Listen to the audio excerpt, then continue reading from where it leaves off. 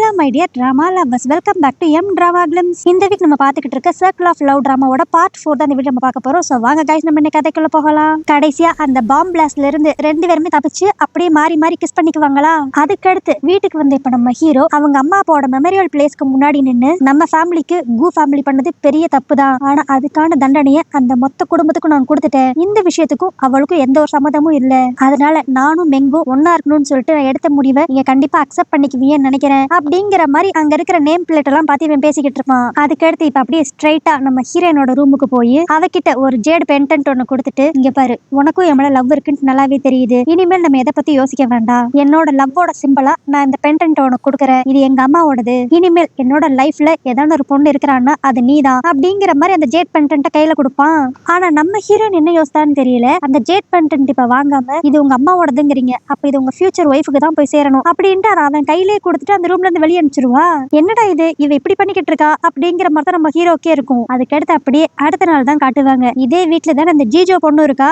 அவ அப்படியே சீக்கிரமா அவளுக்கு கல்யாணம் ஆக போகுது அப்படிங்கிற சந்தோஷத்துல எல்லா வழியும் பாத்துக்கிட்டு இருப்பா. ஆனா அந்த இடத்துக்கு நம்ம ஹீரோ வந்து, இங்க பாரு, நம்ம வெட்டிங் இனிமேல் நடக்காது, அது கேன்சல் ஆயிருச்சு அப்படின்ட்டு அந்த பொண்ணு கிட்ட சொல்லுவான். எனக்கே இந்த சீன்ல அந்த ஜீஜோ பொண்ணை பார்க்க கொஞ்சம் பாவமா தான் இருக்கும். ஏன்னா ஃபர்ஸ்ட் கல்யாணம் பண்ணிக்கிறேன்பா, அதுக்கடுத்து இவன் லவ் ஓகே ஆனனையும் கல்யாணம் கேன்சலும்பா. இதெல்லாம் கிட்டனையும் அந்த பொண்ணுக்கு எவ்வளவு கஷ்டமா இருக்கும். அவள் இப்ப அப்படியே என்ன இப்படி மாத்தி மாத்தி பேசிக்கிட்டு இருக்க, இதுக்கெல்லாம் காரணம் அந்த ரூமங் தானே, அவ தான் உன்னை வசியப்படுத்துற மாதிரி தான் பேசியிருப்பா, அதனாலதான் நீ இப்படி எல்லாம் பேசிக்கிட்டு இருக்க. இங்க பாரு, இதுக்கும் ரூமங்குக்கும் எந்த ஒரு சம்பந்தமும் கிடையாது. இது எல்லாம் மொத்தமா என்னோட டெசிஷன். நம்ம 2 பேருக்கும் கண்டிப்பா செட் ஆகாது. நீ திரும்ப உன்னோட வீட்டுக்கே போயிரு அப்படின்றுவான். இதனால அந்த ஜீஜோ அப்படியே செம கடுப்பா அங்க இருந்து கிளம்பிடுவா. ஆனா இங்க நடந்த எல்லா விஷயத்தையும் நம்ம ஹீரோயின் மேல இருந்து பாத்துக்கிட்டு இருந்திருப்பா. அதுக்கடுத்து இப்ப நம்ம ஹீரோ அப்படியே ஸ்ட்ரைட்டா அவகிட்ட போய், இனி இந்த ஜேட் பென்டன்ட்டை நீ வாங்கிக்குவேல, ஏன்னா என் வாழ்க்கையில இனிமேல் உண்மையில நீ மட்டும் தான் இருக்க அப்படின்ட்டு அந்த ஜேட் பென்டன்ட் அவ கழுத்துல போட்டு விட்டுருவான். நம்ம ஹீரோனுக்கு இவனை அக்செப்ட் பண்ணிக்கிறதுல ஓகேவா தான் இருக்கும். பட் இருந்தாலும் இப்ப நடக்க வேண்டிய கல்யாணம் நின்னு போனனால அந்த கமாண்டர் எதுவும் பிரச்சனை பண்ணுவானோ அப்படிங்கிற மாதிரி லைட்டா பயப்படுவா. அதுக்கடுத்து இவளுக்காகவே ஸ்பெஷலா நிறைய சாப்பாடு செய்ய சொல்லி நம்ம ஹீரோனுக்கு விதவிதமா அப்படி சாப்பாடு கொடுப்பானா. ஆனா அப்ப அதை சாப்பிடுறப்ப நம்ம ஹீரோனுக்கு ஒரு மாதிரி வாமிட்டிங் சென்சேஷனா இருக்கும். நான் கூட ஒரு செகண்ட்ல இவ பிரெக்னென்ட் ஆயிட்டாலோ அப்படின்னு தான் நினைச்சேன். அப்புறம் தான் யோசிச்சு பார்த்தா இவங்களுக்குள்ளதான் இன்னும் எதுவுமே நடக்கலையே. ஓகே, அப்ப இது சாதா வாங்கிதான் போல. அதுக்கடுத்து இவளுக்கு இப்படி உடம்பு முடியலன்னு தெரிஞ்ச உடனே நம்ம ஹீரோவா இவளை தாங்குன்னு தாங்குவான். இப்ப அப்படியே அந்த வீட்டுல இருக்கிற எல்லா வேலைக்காரங்களையும் கூப்பிட்டு வாமிட் வராம இருக்கிறதுக்காகவே விதவிதமா புளிப்பா நிறைய சாப்பாடு எடுத்துட்டு வர சொல்லுவான். ஆனா இப்படி நம்ம ஹீரோனை நல்லா கேர் எடுத்து பாத்துக்கிட்டு இருக்கப்ப கரெக்டா அந்த கமாண்டர் வீட்டுக்கு வந்துருவாரு. வந்தவர் எதை பத்தி யோசிக்காம நம்ம ஹீரோ கண்ணத்திலே பொலார்னு ஒரு அறை கொடுப்பாரு. ஏண்டா, உனக்கெல்லாம் என்ன பார்த்தா எப்படிடா இருக்கு, என் பொண்ணை வேணான்னு சொல்லி நீ பல தடவை ரிஜெக்ட் பண்ண, இதுக்காக தான் உன் சாவாசமே வேணான்ட்டு என் பொண்ணை ஏன் வீட்டுல வச்சிருந்தேன். ஆனா கடைசியா வந்து கல்யாணம் பண்ணிக்கிறேன் அப்படின்னு சொல்லிட்டு அவளை உங்க வீட்டுக்கு கூட்டு வந்துட்டு இப்ப திரும்பவும் அவ மனசை உடைச்சு நீ அனுப்பிச்சிருக்க. நான் கமாண்டர்ங்கிறது நீ மறந்துட்டியா என்ன? உனக்கு ஃபைனலா ஒரே ஒரு சான்ஸ் கொடுக்குறேன். ஒண்ணு என் பொண்ணை கல்யாணம் பண்ணிக்கோ, இல்லனா இதே இடத்துலயே அந்த ரூம் அங்க நான் கொன்றுவேன் அப்படிங்கிற மாதிரி அந்த கமாண்டர் மிரட்டுவாரு. ஆனா அதுக்கு நம்ம ஹீரோ, என்னோட உயிரே போனாலும் இந்த 2 விஷயத்தையும் நான் நடக்க விட மாட்டேன் அப்படின்பானா. அப்படா நீ செத்து போடா அப்படிங்கிற மாதிரி அந்த கமாண்டர் அவரோட கன் எடுப்பாரு. உடனே இப்ப நம்ம ஹீரோன் குறுக்கால வந்து நின்னுக்கிட்டு, தப்பெல்லாம் ஏன் மேலதான், எந்த தண்டனையா இருந்தாலும் எனக்கு கொடுங்க அப்படிங்கிற மாதிரி சொல்லிக்கிட்டு இருப்பா. அந்த ஜீஜாவும், அப்பா எல்லாத்துக்கும் காரணம் இவதான், ஃபர்ஸ்ட் இவளை ஷூட் பண்ணுங்க அப்படிங்கிற மாதிரி சொன்ன உடனேயும் அந்த கமாண்டர் இவளை ஷூட் பண்ணலான்ட்டு வருவான். ஆனா அப்ப நம்ம ஹீரோ டக்குன்ட்டு அந்த கமாண்டரோட காதுக்குள்ள போய் ஏதோ சொல்லுவான். இதை கேட்டு அந்த கமாண்டர் எதுவுமே பேசாம அவன் பொண்ணை இங்க இருந்து கூட்டு போயிருவான். நம்ம ஹீரோயினுக்கு ஒரே ஆர்வமா இருக்கும். அப்படி அவன் காதுல போய் நீங்க என்ன சொன்னீங்க, அவன் ஒண்ணுமே பேசாம அங்க இருந்து கிளம்பிட்டானே, அவனுக்கு அவன் பொண்ணோட வாழ்க்கையோட இந்த ஆயுதங்கள்லாம் வச்சு நிறைய ப்ராஃபிட் பார்க்கணுங்கிறது அவனோட ஆசை.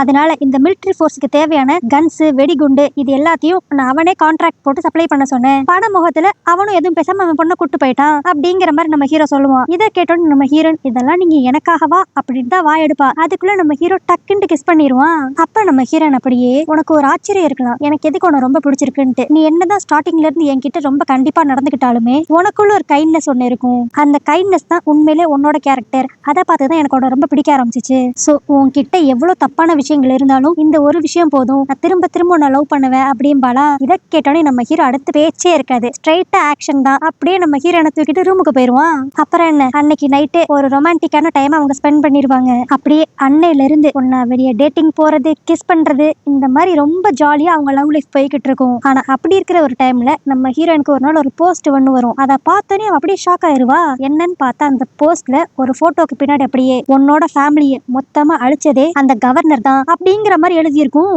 இதை பார்த்து அவ ரொம்ப ஷாக் ஆகி போயிருவா. சரி, இதை பத்தி நம்ம ஹீரோ கிட்ட தான் கேட்பாளான்னு சொல்லி பார்த்தா அவன் வீட்டுக்கு வந்தனையும் அவ இதை பத்தி எதுவுமே கேட்காம, இன்னைக்கு நம்ம 2 பேரும் ஒன்னா டின்னர் சாப்பிட்டுட்டே சரக்கு அடிக்கலாம் அப்படிங்கிற மாதிரி இன்வைட் பண்ணுவா. என்னடா இது இப்ப வந்த போஸ்ட் இவ பெருசா எடுத்துக்கலையா அப்படின்னு யோசித்தா அவ அப்படியே சரக்கு அடிச்சுக்கிட்டே, நீ அன்னைக்கு சொன்னேல உன்னோட வாழ்க்கையில என்ன தவிர்த்து வேற எந்த பொண்ணு வரமாட்டா அப்படின்ட்டு, அதை கேட்க எனக்கு உண்மையிலே சந்தோஷம் தான். அப்பனா நம்ம கூடிய சீக்கிரத்திலே கல்யாணம் பண்ணிக்குவோம் தானே. என்ன என் கல்யாணத்துக்கு என்னோட பேரண்ட்ஸ் தான் யாருமே இருக்க மாட்டாங்க, ஏன்னா எனக்கு தான் என்னோட பேரண்ட்ஸை பத்தி எதுவுமே ஞாபகம் இல்லையே அப்படிங்கிற மாதிரி சொல்லுவா. நம்ம ஹீரோவும் முடிஞ்ச அளவுக்கு இந்த கொஸ்டின்ஸ் எல்லாம் அப்படியே அவாய்ட் பண்ணலான்னு தான் நினைப்பான். ஆனா நம்ம ஹீரோயின் விடாம அப்படியே, நான் எப்படி இந்த வீட்டுக்கு வேலைக்காரியா வந்தேன், நான் இங்க வரதுக்கு முன்னாடி என் வீடு எங்க இருந்துச்சு அப்படிங்கிற மாதிரி பல கேள்வி கேட்டுக்கிட்டு இருப்பா. ஆனா அதுக்கு நம்ம ஹீரோ விவரமா எந்த பதிலும் சொல்லாம அப்படியே டக்குன்ட்டு நம்ம ஹீரோனை கிஸ் பண்ணிட்டு, அதெல்லாம் பாஸ்ட்ல நடந்தது, அதை பத்தி எதுக்கு இப்ப பேசிக்கிட்டு, நீ இன்னைக்கு கூட குடிக்கணும்னு தான் ஆசைப்பட்ட, வா ஒன்னா ஜாலியா என்ஜாய் பண்ணுவோம் அப்படின்ட்டு அந்த மேட்டரை டைவர்ட் பண்ணதான் பாப்பான். நம்ம ஹீரோனும் சரின்னு சொல்லிட்டு இப்ப அவனுக்கு அப்படியே நிறைய சரக்கா ஊத்தி கொடுப்பாளா. இதனால கொஞ்ச நேரத்திலே அவனுக்கு ஃபுல் மப்பி ஏறிடும். அப்ப நம்ம ஹீரோன் அப்படியே நைஸா,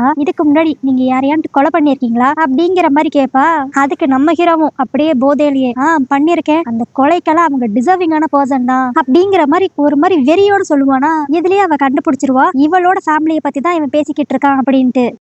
அதுக்கடுத்து அப்படியே இங்க சீன் கட் பண்ணி அடுத்த நாள் காலையில தான் காட்டுவாங்க. நம்ம ஹீரோ நேத்து அடிச்ச சரக்கோட மப்புல இருந்து இப்பதான் கொஞ்சம் கொஞ்சமா தெளிவு வந்துருச்சு பாப்பானா. பார்த்தா பக்கத்துல நம்ம ஹீரோ நிற்கவே மாட்டா. சரி இந்த வீட்டுக்குள்ளதான் எங்கேன்னு இருப்பான்னு சொல்லி தேடி பார்த்தா இந்த ஏரியா சைடா இருக்க மாட்டா போல. எது தெரிஞ்சோடையும் அவளுக்கு ஏதோ பிரச்சனைன்னு சொல்லிட்டு எல்லாரும் தேட சொல்லுவான். அப்பதான் அந்த அசிஸ்டன்ட் வந்து ரூமன் கமாண்டரோட கார்ல போற மாதிரி யாரோ பாத்திருக்காங்க, நம்மளுக்கு ஒரு இன்ஃபர்மேஷன் வந்திருக்கு அப்படின்னு சொல்லுவான். உடனே நம்ம ஹீரோ அவனோட ஆட்களை கூப்பிட்டுக்கிட்டு இப்ப ஸ்ட்ரைட்டா அந்த கமாண்டரோட வீட்டுக்கு தான் போவானா. அங்க பார்த்தா அந்த ஜிஜோ பொண்ணு மட்டும் தான் வீட்டுல இருப்பா. ஆனா நம்ம ஹீரோ அவகிட்ட எதுவுமே பேசிக்காம அப்படியே மொத்த வீடியோ சர்ச் பண்ணுவாங்க. ஆனா அங்கேயும் நம்ம ஹீரோயின் இருக்க மாட்டா. இதனால கடுப்பாய் போன நம்ம ஹீரோ இப்ப அப்படியே அந்த ஜிஜோவை கன் பாயிண்ட்ல மிரட்ட ஆரம்பிச்சிருவான். நீ கமாண்டரோட பொண்ணுலாம் நான் பாத்துக்கிட்டு இருக்க மாட்டேன், ஒழுங்கு மரியாதை ரூம் எங்கன்னு சொல்லு, அவளை உங்க கார்ல தான் எல்லாரும் பாத்துருக்காங்க அப்படின்ட்டு அவன் மிரட்டி கேட்பான். ஆனா அதுக்கு உடனே அந்த ஜிஜோ, இங்க பாரு எங்க அப்பா ஊர்லயே இல்ல, அது மட்டும் இல்லாம எங்க அப்பாவோட காரை இப்ப ஜிச்சேன் தான் யூஸ் பண்ணிக்கிட்டு இருக்கான் அப்படிங்கிற மாதிரி சொல்லுவா.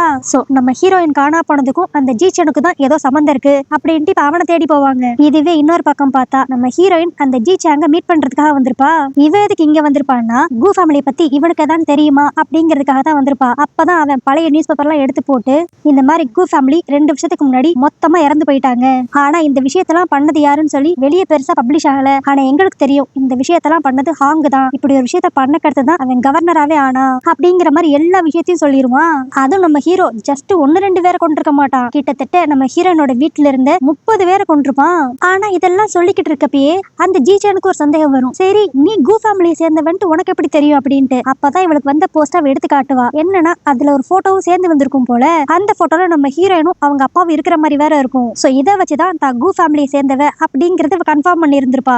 ஆனா இப்படி இவங்க இதை பத்தி பேசிக்கிட்டு இருக்கப்ப கரெக்டா ஜிச்சனோட வேலைக்காரங்க வந்து இவங்களை தேடி கவர்னர் நம்ம வீட்டுக்கு வந்திருக்காரு அப்படிங்கிற மாதிரி இன்ஃபார்ம் பண்ணுவானா. உடனே நம்ம ஹீரோயின் போய் ஒரு ஓரமா ஒளிஞ்சுக்குவா. கரெக்டா நம்ம ஹீரோவும் இப்ப இந்த ரூம்குள்ள வந்துருவான். வந்தவன் ஸ்ட்ரைட்டா அந்த ஜிச்சனோட சட்டையை பிடிச்சு எங்கடா ரூமன் அப்படிங்கிற மாதிரி தான் கேட்டுக்கிட்டு இருப்பான். ஆனா அதுக்கு அந்த ஜிச்சன், இங்க பாரு அவ ஜஸ்ட் ஏதோ பொருளை கொடுக்கறதுக்காக தான் இங்க வந்தா, திரும்பி உங்க வீட்டுக்கே போயிட்டா, அங்க போய் செக் பண்ணி பாரு அப்படின்னு அனுப்பிச்சு விடுவான். ஆனா அப்ப நம்ம ஹீரோ இந்த ரூமை விட்டு வெளியே போறதுக்கு முன்னாடியே இந்த ஜிச்சன் நம்ம ஹீரோ வாயில இருந்து எல்லா உண்மையும் வர வைக்கணுங்கிறதுக்காக, இங்க பாரு ரூமன் உன்னோட ஒரு வேலைக்காரி, அவளுக்காக நீ கமாண்டரையும் என்னையும் எதிர்க்கிறது எனக்கு சரியாவே படல, அது மட்டும் இல்லாம இன்னைக்கு கவர்னரா இருக்கோன்ட்டு ரொம்ப ஆடாது, நீ இந்த சின்ன வயசுல எப்படி கவர்னர் ஆனன்ட்டு எனக்கு நல்லாவே தெரியும், உனக்கு ஒரு விஷயம் வேணும்னா நீ என்ன வேணாலும் பண்ணுவேல, இன்ஃபேக்ட் சொல்ல போனா அந்த கு ஃபேமிலியை அழிச்சு தானே நீ கவர்னராவே ஆயிருக்க அப்படிங்கிற மாதிரிலாம் போட்டு வாங்குவான். ஆனா இப்ப ஏற்கனவே நம்ம ஹீரோயினை காணோம் அப்படின்ட்டு டென்ஷன்ல இருந்த நம்ம ஹீரோ, இங்க பாரு நான் என்ன பண்ணாலும் அதுல ஒரு அர்த்தம் இருக்கும், அது எல்லாத்தையும் நான் உன்கிட்ட எக்ஸ்பிளைன் பண்ணுங்கிற அவசியம் கிடையாது, அதே மாதிரி ரூமன் என்னோட கேர்ள் ஃபிரெண்ட், அவகிட்ட நீ கொஞ்சம் தள்ளியேறு அப்படிங்கிற மாதிரி மிரட்டிட்டு அங்க இருந்து கிளம்பிடுவான். ஆனா இவன் சொன்ன எல்லா விஷயங்களையும் உள்ள ஒளிஞ்சிருந்த நம்ம ஹீரோயின் கேட்டுருவா. அவ்வளவுதான் இப்ப ஃபுல்லா அப்படியே ஒரு மாதிரி இடிஞ்சு போன மாதிரி அவ ஆயிருவா. அதனால இந்த விஷயங்களோட பிரஷர் தாங்க முடியாம அதே இடத்துல மயக்கம் போட்டு விழுந்துருவா. அதுக்கடுத்து ஜிச்சான் தான் டக்குன்னு அவளை ஹாஸ்பிட்டல் கூட்டு போவான். ஆனா ஹாஸ்பிட்டல் போனக்கடுத்தா இவங்க 2 பேருக்கும் ஒரு விஷயம் தெரிய வரும். நம்ம ஹீரோயின் இப்ப பிரெக்னெண்டா இருக்கா போல. இது தெரிஞ்சடையும் என்ன பண்றது ஏது பண்றதுன்னு தெரியாம நம்ம ஹீரோயின் ஒரு மாதிரி குழப்பமா இருப்பா. அப்ப அந்த ஜிச்சாங்க அப்படியே அவ பக்கத்துல வந்து, இங்க பாரு இந்த குழந்தைய பத்தி நீ எந்த முடிவு எடுத்தாலும் நான் அதுக்கு உனக்கு சப்போர்ட்டிவா நிப்பேன் அப்படிங்கிற மாதிரி சொல்லிக்கிட்டு இருப்பான். ஆனா அப்ப நம்ம ஹீரோயின் ஹாஸ்பிட்டல்ல தான் இருக்கா அப்படிங்கிற விஷயம் தெரிஞ்சு கரெக்டா நம்ம ஹீரோவும் இந்த இடத்துக்கு வந்துருவான். ஆனா உள்ள வந்தவன் ஃபர்ஸ்ட் நம்ம ஹீரோயினுக்கு என்ன ஆச்சுன்னு பாக்குறத விட்டுட்டு இப்ப ஸ்ட்ரைட்டா சீச்சனோட சட்டையை தான் போய் பிடிப்பான். ஆனா நம்ம ஹீரோயின் தான், இல்ல அவர் மேல மேல எந்த தப்பு இல்ல, எனக்கு தான் உடம்பு சரியில்லாம இப்படி ஆயிருச்சு, நல்ல வேளை அவர் வந்து பார்த்து ஹாஸ்பிட்டல் சேர்த்தாரு அப்படின்னு சொன்ன கடுத்துதான் நம்ம ஹீரோ போய் நம்ம ஹீரோயினையே பாப்பான். ஆனா இப்பயுமே ஹீரோயின் தான் பிரெக்னெண்டா இருக்கிற விஷயத்த இவன் கிட்ட சொல்லவே மாட்டா. ஜஸ்ட் ஸ்டொமக் பெயின் அப்படிங்கிற மாதிரி மட்டும் சொல்லிடுவா. அதுக்கடுத்து இவளை உள்ள ரெஸ்ட் எடுக்க சொல்லிட்டு இப்ப நம்ம ஹீரோவும் ஜீச்சானும் வெளியே வந்து பேசிக்கிட்டு இருப்பாங்களா. அப்ப நம்ம ஹீரோ ஃபர்ஸ்ட் பொறுமையா தான் கேட்பான், பாரு நீங்க ரெண்டு பேரும் ஏதோ ஒரு விஷயத்த என்கிட்ட இருந்து மறைக்கிறீங்க, என்ன விஷயம்னு சொல்லுங்க அப்படின்ட்டு. ஆனா அதுக்கு அந்த ஜீச்சான், உனக்கு தெரியாம எங்க ரெண்டு பேருக்கு நடுவுல நிறைய சீக்ரெட்ஸ் இருக்கு, இதுல நீ எதை பத்தி கேக்குற அப்படின்ட்டு கொஞ்சம் திமிர்த்தனமா பேசுவானா. நம்ம ஹீரோ பாவெல்லாம் பாத்துக்கிட்டு இருக்க மாட்டான், அவன் வாயில நல்லா 4 போடு போடுவான். ஆனா அப்பயான்ட்டு இவன் ஏதான்ட்டு ஒழுங்கா பேசுவானான்னு சொல்லி பார்த்தா அப்பயும் அந்த ஜீச்சான் அப்படியே நம்ம ஹீரோவை வெறுப்பேத்துற மாதிரியே, இங்க பாரு உனக்கும் அவளுக்கும் நடுவுல இருக்கிற லவ் வந்து எப்ப வேணாலும் உடஞ்சு போலாம், ஏன்னா நீ அவகிட்ட நிறைய பொய் சொல்லிருக்கன்னு நினைக்கிறேன், சோ அதனால நான் தான் கடைசியில எப்படினாலும் ஜெயிக்கிற மாதிரி இருக்கும் அப்படிங்கிற மாதிரி அவன் சொல்லுவான். ஆனா இதை கேட்டோன்னே நம்ம ஹீரோ அப்படியே கடுப்பாகி, நீயே அந்த கமாண்டரோட வீட்டுல ஒரு ஓரமா தான் உன்னோட வாழ்க்கையை நடத்திக்கிட்டு இருக்க, நீ ஏன் கூட போட்டி போட ட்ரை பண்றியா? ஆமா நீ சொல்றது கரெக்ட், அந்த கமாண்டரா இருக்கட்டும் அவரோட பொண்ணு ஜிஜோவா இருக்கட்டும் எல்லாருக்குமே நீ தான் பெருசு, ஆனா கண்டிப்பா ரூமங் விஷயத்துல அப்படி இருக்காது, ரூமங் நீ வேணான்னு சொல்லிட்டு என்கிட்ட கண்டிப்பா வரதான் செய்வா அப்படிங்கிற மாதிரி இவன் சொல்லுவான். ஆனா இவன் சொல்றதுல நம்மளுக்கு ஒரு விஷயம் நல்லா தெரியுது, இந்த ஜீச்சானுக்கு நம்ம ஹீரோ மேல ஏதோ ஒரு பொறாம இருக்கு அப்படிங்கிறது மட்டும். அதுக்கடுத்து இப்ப நம்ம ஹீரோ உள்ள வந்து நம்ம ஹீரோயினை பாக்குறதுக்காக வருவானா. ஆனா இவனை பாக்குறதுக்கு அவளுக்கு சுத்தமா இஷ்டம் இருக்காது போல, அதனால அந்த பக்கமா திரும்பி படுத்திருப்பா. உடனே நம்ம ஹீரோவும், இங்க பாரு நம்ம ரெண்டு பேரும் லவ்வர்ஸ்குள்ள எந்த சீக்கிரட்டும் இருக்க கூடாது அப்படின்பா. ஆனா அதுக்கு நம்ம ஹீரோயின் உடனே, அதை எனக்கு சொல்றதுக்கு முன்னாடி நீ கரெக்டா ஃபாலோ பண்றியா அப்படிங்கிற மாதிரி கேட்பா. இவன் இப்படி கேட்டோன்னு நம்ம ஹீரோக்கு ஒரு மாதிரி ஷாக் ஆயிரும், இன்னைக்கு உனக்கு என்னாச்சு, ஏன் ஒரு மாதிரி இருக்கிற, என் மேல எதுவும் கோவமா அப்படிங்கிற மாதிரி கேட்டு பாப்பான். ஆனா நம்ம ஹீரோயினா, இங்க பாரு எனக்கு உடம்பு சரியில்லை, இப்போதைக்கு நான் எதை பத்தி பேசுறதா இல்ல, அதனால என்ன கொஞ்ச நேரம் தனியா விடு அப்படின்றுவா. சரி இங்க நீ கொஞ்ச நேரம் படுத்துரு, நம்ம சீக்கிரம் இங்க இருந்து டிஸ்சார்ஜ் ஆகி வீட்டுக்கு கிளம்பலாம் அப்படின்ட்டு வெளியே போவானா. அப்போ வழியிலேயே அந்த டாக்டரை பாத்துருவான். அந்த டாக்டர் இப்ப அப்படியே அவங்கள வீட்டுல போய் நல்லா ரெஸ்ட் எடுக்க சொல்லுங்க, அப்பனாதான் அவங்க ஹெல்த்துக்கும் பேபி ஹெல்த்துக்கும் எந்த ஒரு ப்ராப்ளமும் வராது அப்படின்பா. இதை கேட்டக்கெடுத்து அவ பிரெக்னெண்டா இருக்கா அப்படிங்கிற விஷயத்த நம்ம ஹீரோ கண்டுபிடிச்சிருவான். சரி இத பத்தி அவகிட்ட போய் கேட்கலான்ட்டு வேமா ரூமுக்கு வந்து பார்த்தா அந்த இடத்துல இப்ப நம்ம ஹீரோயின் இருக்க மாட்டா, எங்கேயோ எஸ்கேப் ஆகி போயிட்டா போல. இது தெரிஞ்சிரும் நம்ம ஹீரோ அப்படியே கடுப்பா அந்த ரூம் பால்கனில இருந்து கீழே பாப்பானா. அங்க பார்த்தா நம்ம ஹீரோயினும் அந்த ஜீச்சானும் இந்த ஹாஸ்பிட்டலை விட்டு வேகமா போய்கிட்டு இருப்பாங்க. அப்பாதான் நம்ம ஹீரோக்கு ஒரு விஷயம் ஸ்ட்ரைக் ஆகும், இவ அன்னைக்கு ஒரு நாள் பனில இருந்து அப்படியே மயக்கம் போட்டு விழுந்திருப்பாளா. அந்நேரம் இந்த ஜீச்சான் தான் இவ ரூம்ல நைட் எல்லாம் இவ கூட இருந்து நல்லா பாத்துக்கிட்டு இருந்திருப்பான். சோ அந்த டைம் தான் ஜீச்சானுக்கும் நம்ம ஹீரோனுக்கு நடுவுல ஏதோ ஒன்று நடந்திருக்கு, அதனாலதான் இவ பிரெக்னென்ட் ஆயிருக்கா அப்படிங்கிற மாதிரி இவன் நினைச்சுக்குவான். என்னடா இது சம்பந்தமே இல்லாம இப்படி சந்தேகப்படுறானே அப்படின்னு யோசித்தா, இவங்க ரெண்டு பேரும் ஒன்னா சேர்றதுக்கு முன்னாடியே ஒரு நாள் நம்ம ஹீரோனுக்கு உடம்பு சரியில்லாம போய் அவ வாமிட்லாம் எடுத்திருப்பா. சோ இது எல்லாத்தையும் கனெக்ட் பண்ணி பார்த்துதான் நம்ம ஹீரோ இப்படி சந்தேகப்பட ஆரம்பிச்சிருவான். அதனால இப்ப வேகமா போய் நம்ம ஹீரோயினை மடக்கி பிடிச்சு, நீ பிரெக்னெண்டா இருக்கியா, இந்த குழந்தைக்கு அப்பா யாரு அப்படிங்கிற மாதிரி கேட்பான். ஆனா அதுக்கு நம்ம ஹீரோயினும், அது உனக்கு தேவையில்லாத விஷயம். என்னது எனக்கு தேவையில்லாத விஷயமா, இங்க பாரு எனக்கு ஒரு மேல கொஞ்சம் சந்தேகமா இருக்கு, இந்த குழந்தை ஜீச்சானோடதா அப்படிங்கிற மாதிரி ஸ்ட்ரைட்டாவே கேட்டுருவான். ஆனா அதுக்கு இப்ப நம்ம ஹீரோயின், அதான் உனக்கே சில விஷயங்கள்லாம் தெரிஞ்சிருச்சு, அப்புறம் அதுக்கு என்கிட்ட கேட்டுக்கிட்டு இருக்க அப்படிங்கிற மாதிரி சொல்லிடுவா. இதை கேட்டோனுமே நம்ம ஹீரோக்கு ரொம்ப ஷாக் ஆயிரும். ஆனா அது ஒரு தடவை மட்டும் சொல்லாம நம்ம ஹீரோயின் திரும்பவும், இந்த குழந்தையோட அப்பா நீ கிடையாது ஜீச்சான் தான் அப்படிங்கிற மாதிரி ஆணித்தரமா சொல்லிடுவா. ஆனா அப்பயும் நம்ம ஹீரோ விடாம நம்ம ஹீரோயினை அவனோட வீட்டுக்கு தூக்கிட்டு போயிருவான். அங்க போய் திரும்பி நம்ம ஹீரோயினை போட்டு டார்ச்சர் பண்ணி கேட்டுக்கிட்டு இருப்பான். கடைசியா நான் கேட்கிறேன் இந்த குழந்தை யாரோடது அப்படின்ட்டு. ஆனா அப்பவும் நம்ம ஹீரோயின் இது ஜீச்சானோட குழந்தை அப்படின்னு தான் சொல்லுவா. நம்மளுக்கே ஒரு மாதிரி கன்ஃபியூஸ் ஆயிரும், இது உண்மையிலே யாரு குழந்தை, ஹீரோவோடதா இல்ல ஜீச்சானோடதா அப்படிங்கிற மாதிரி. நம்ம ஹீரோ பாவம் ஒரு மாதிரி உடஞ்சு போயிருவான். நான் உன்னை இவ்வளவு நல்லா பாத்துக்கிட்டேன், எனக்கு எப்படி நீ இப்படிப்பட்ட ஒரு துரோகத்தை பண்ண அப்படிங்கிற மாதிரி ஒரு மாதிரி பாவம் போல கேட்பானா. அதுக்கு நம்ம ஹீரோ இப்ப அப்படியே செம கடுப்பா, நீ எனக்கு பண்ணதெல்லாம் நான் மறந்துட்டேன்னு நினைக்கிறியா, ஒண்ணு எனக்கு நல்லா ஞாபகம் இருக்கு, அதெல்லாம் ஏதோ ஒரு கோவத்துல பண்ணது, ஆனா இப்பதான் அதெல்லாம் சரியாகி நான் நல்லா பாத்துக்கிறேன்ல அப்படிங்கிற மாதிரி ஒரு மாதிரி சோகமாலாம் பேசுவான். ஆனா நம்ம ஹீரோனோட மனசுல இப்ப இருக்கிறதெல்லாம் இவன் தன்னோட ஃபேமிலியை கொண்டுட்டான் அப்படிங்கிற விஷயம் மட்டும்தான் இருக்கும். அதனால அவன் நீ பண்ண விஷயத்துக்கு நான் உனக்கு துரோகம் பண்ணதான் செய்வேன் அப்படிங்கிற மாதிரி சொன்னோன்னையும் நம்ம ஹீரோ கடுப்பாகி அப்படி கண்ணை வச்சு ஷூட் பண்ற நிலைமைக்கே போயிருவான். ஆனா இவன் தான் நம்ம ஹீரோயினை ட்ரூவா லவ் பண்றானே, அதனால இப்ப அப்படியே அந்த கண்ணை தூக்கி ஓரமா போட்டுட்டு என்ன பண்றதுன்னு தெரியாம ஃபுல்லா சரக்கு அடிச்சுக்கிட்டு இருப்பான். ஆனா இவ்வளவு நடந்த கடுத்தும் நம்ம ஹீரோ அடுத்து அப்படியே பொறுமையா வந்து, இங்க பாரு இது அவனோட குழந்தையா இருந்தாலும் எனக்கு பிரச்சனை கிடையாது, நீ இதை என்ன பழி வாங்குறதுக்காக பண்ணிருந்தாலும் எனக்கு பிரச்சனை இல்ல, ஆனா நீ இப்ப என்ன உண்மையா லவ் பண்றேங்கிறத மட்டும் சொல்லு, இந்த குழந்தைய நான் என்னோட குழந்தையா நினைச்சு வளர்ப்பேன், நீ என் கூட கடைசி வரைக்கும் இருந்தாவே எனக்கு போதும் அப்படிங்கிற மாதிரி அவன் கெஞ்சி கேட்டு பார்ப்பான். ஆனா நம்ம ஹீரோன் இது எதையுமே காதுல வாங்கிக்காம இவன் தனக்கு பண்ண துரோகத்தெல்லாம் நினைச்சு அப்படி டப்புன்னு ஒரு அறை விடுவா. இப்படி அரைஞ்சது மட்டும் இல்லாம இதுக்கு முன்னாடி நான் உன்னை லவ் பண்ணல, இதுக்கு அடுத்து என்னோட வாழ்க்கையில நான் உன்னை லவ் பண்ண மாட்டேன் அப்படிங்கிற மாதிரிலாம் சொல்லுவா. இவ இப்படி தன்னை லவ் பண்ண மாட்டேன் தான் கூட இருக்க மாட்டேன்னு சொன்னதை ஹீரோவால அக்செப்ட் பண்ணிக்கவே முடியாது. உடனே இப்ப அவன் அசிஸ்டண்ட்டை கூப்பிட்டு ஒரு அபார்ஷன் டானிக் ரெடி பண்ணி அதை நம்ம ஹீரோனோட வாய்க்குள்ள ஃபோர்ஸபிளா ஊத்தி விட்டுருவான். நம்ம ஹீரோயின் கதறுவா, தயவு செஞ்சு என்னை விட்டுரு, எனக்குன்ட்டு இப்ப சொந்தம்னு சொல்லிக்கிறதுக்கு இந்த குழந்தை மட்டும் தான் இருக்கு அப்படின்ட்டு. ஆனா அதை எதையுமே நம்ம ஹீரோ காதுல வாங்கிக்காம, இது ஜீச்சனோட குழந்தை தானே, இந்த குழந்தை அழிஞ்சு போகட்டும் அப்படின்ட்டு அந்த அபார்ஷன் டானிக்க வாயிலேயே ஊத்தி விட்டுருவான். பாவம் நம்ம ஹீரோயின் அதே இடத்துல அவ வயித்தை பிடிச்சிட்டு அப்படி கதறி அழுக ஆரம்பிச்சிருவா. ஆனா அப்பதான் நம்மளுக்கு இன்னொரு விஷயம் தெரிய வரும், இது உண்மையிலேயே நம்ம ஹீரோவோட குழந்தை தான். ஆனா இவன் தன்னோட குடும்பத்தையும் அழிச்சிட்டான், இனிமேல் இவன் கூட இருக்கவே கூடாது அப்படிங்கிறதுக்காக தான் அவ அதை ஜீச்சனோட குழந்தைன்னு போய் சொல்லி இருந்திருப்பா. இது தெரியாம நம்ம ஹீரோ அவன் கையாலே அவன் குழந்தைய அழிச்சிட்டான். இப்ப நம்ம ஹீரோனுக்கு இப்படிப்பட்ட ஒரு அநியாயத்தை பண்ணிட்டு அவன் உட்கார்ந்து புலம்பி சரக்கடிச்சுக்கிட்டு இருப்பான். நம்ம குடும்பத்துக்கு நடுவுல இருந்த பிரச்சனை எல்லாத்தையும் மறந்துட்டு, நான் உன்னை லவ் பண்ணேன், ஆனா எனக்கு போய் நீ எப்படி இப்படிப்பட்ட ஒரு துரோகத்தை பண்ண, அதனாலதான் நான் கோவப்பட்டு இப்படி எல்லாம் பண்ண ஆரம்பிச்சேன், நான் இப்படி பண்ணிட்டேன்ட்டு நீ என்ன வெறுத்துருவியா? இல்ல, நீ என்ன வெறுத்தாலும் பரவாயில்ல, நீ கடைசி வரைக்கும் என் கூட தான் இருக்கணும், என்ன மட்டும் தான் லவ் பண்ணணும் அப்படிங்கிற மாதிரி சரக்கடிச்சு புலம்பிக்கிட்டு இருப்பான். அதுக்கடுத்து அப்படியே அடுத்த நாள் காலையில நம்ம ஹீரோயின் அவ குழந்தை இறந்து போச்சு அப்படின்னு சோகத்துல இருப்பா. இப்ப அந்த இடத்துக்கு நம்ம ஹீரோ இவளுக்காக நிறைய கிஃப்ட்ஸும் பிளஸ் இவ உடம்பு சீக்கிரமே குணமடையணும்ட்டு நிறைய மூலிகை மருந்து எடுத்துட்டு வந்திருப்பான். ஆனா ஏற்கனவே அவன் மேல சம கடுப்புல இருக்கிற நம்ம ஹீரோயின் இப்ப அப்படியே ஒழுங்கு மரியாதை இங்க இருந்து வெளியே போயிரு, உன் கிஃப்ட் எதுவும் எனக்கு வேண்டாம், நீ இதுக்கு முன்னாடி கொடுத்த அந்த பென் டொண்ட்டி நீயே வச்சுக்கோ அப்படின்னு எல்லாத்தையும் நம்ம ஹீரோ மேல தூக்கி எறிஞ்சு அப்படியே அவனை வெளியே தள்ளி கதவை சாத்திடுவான். அவனா வெளியே நின்று கத்திக்கிட்டு இருப்பான், நான் தெரியாம பண்ணிட்டேன், நான் 1000 தடவை கூட சாரி கேட்கிறேன், எனக்கு ஒரே ஒரு சான்ஸ் மட்டும் கொடு அப்படின்ட்டு. ஆனா நம்ம ஹீரோயின் இப்ப இன்னொரு சான்ஸ் கொடுக்குற நிலைமையிலும் இல்ல, இவன் கிட்ட ஒரு வார்த்தை பேசுற நிலைமையிலும் அவ இல்ல. சோ இப்படியே ஆளுக்கு ஒரு பக்கம் சுகமா இருந்துகிட்டு இருப்பாங்களா. அப்ப நம்ம ஹீரோனுக்கு ஏதோ ஒரு லெட்டர் ஒண்ணு வந்திருக்கும். அதை யார் அனுப்பிச்சிருப்பான்னு பார்த்தா அந்த ஜீச்சன். இந்த லெட்டரை பார்த்தனே அப்படியே நம்ம ஹீரோனோட மூஞ்சே மாறும். அதுக்கடுத்து அப்படியே அடுத்த நாள் காலையில இவளுக்கு சூப் ரெடி பண்ணிட்டு நம்ம ஹீரோ அந்த ரூமுக்கு வருவானா. அங்க வந்து பார்த்தா நம்ம ஹீரோயின் இருக்க மாட்டா, ஆள் எஸ்கேப் ஆயிட்டா போல. இது தெரிஞ்சுட்டு அவன் செம கடுப்பாயிருவான். இவன் கவர்னர் தானே, அதனால இவனோட பவரை வச்சு இப்ப இந்த சிட்டியவே லாக் பண்ணுங்க அப்படிங்கிற மாதிரி ஒரு ஆர்டர் ஒண்ணு கொடுத்துருவான். இதுவே இன்னொரு பக்கம் நம்ம ஹீரோயினும் அந்த ஜீச்சனும் இந்த ஊரை விட்டே போயிடலாம் அப்படின்ட்டு கரெக்டா பார்டர் வரைக்கும் வந்துருவாங்க. பட் இந்த கவர்னரோட ஆர்டர் வந்தனால அப்படியே அந்த சிட்டி கேட் எல்லாம் லாக் பண்ணிடுவாங்க. இது தெரிஞ்சனையும் அடுத்து என்ன பண்ணலாம் அப்படின்ட்டு இவங்க 2 பேரும் முழிச்சுக்கிட்டு இருக்கப்ப கரெக்டா நம்ம ஹீரோவும் அவனோட அசிஸ்டன்ட்டும் அந்த இடத்துக்கு வந்துருவாங்க. அப்புறம் என்ன, இப்ப 2 பேரையுமே தரன்ட்டு கவர்னரோட வீட்டுக்கு தான் எடுத்துட்டு வருவாங்களா. வந்தனி ஃபர்ஸ்ட் அந்த ஜீச்சானுக்கு தான் செமையா அடி விழுகும். எவ்வளவு தைரியம் இருந்தா என் கேர்ள் ஃப்ரெண்ட் என்கிட்ட இருந்து பிரிச்சு கூட்டு போ பாப்பா அப்படின்ட்டு. இது பார்த்தாதுன்ட்டு இப்ப கோவத்துல இருந்த நம்ம ஹீரோ அப்படியே கன் எடுத்து அந்த ஜீச்சானை ஷூட் பண்ணலான்ட்டு வந்துருவான். ஆனா நடுவில் அப்படியே நம்ம ஹீரோயின் வந்து ஸ்டாப் பண்ணி, இதுக்கெல்லாம் காரணம் அவன் கிடையாது, நான் தான் இங்க இருந்து எஸ்கேப் ஆனேன், உனக்கு ஷூட் பண்ணணும்னா என்ன ஷூட் பண்ணு அப்படின்ட்டு அவன் நெத்திக்கிட்ட கண்ண வைப்பா.